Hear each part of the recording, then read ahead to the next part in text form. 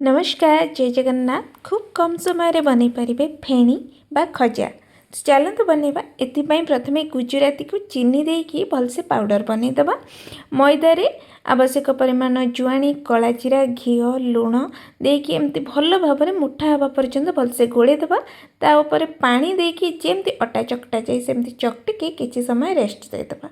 Rest देलापर सीरा बनईदबा। चीनी पानी देकी से सीरा पकईदबा। टिके केसर गुजराती देकी एमती मैदा आ तेल देकी गोटे घोल प्रस्तुत करदबा। जेमती रुटी बेला हुए सेमती बेलिकी ता उपरे मैदा आ तेलर से पेस्ट को टिके लगेदबा। एमती जेते लेयर करेंगे सेते बढ़िया।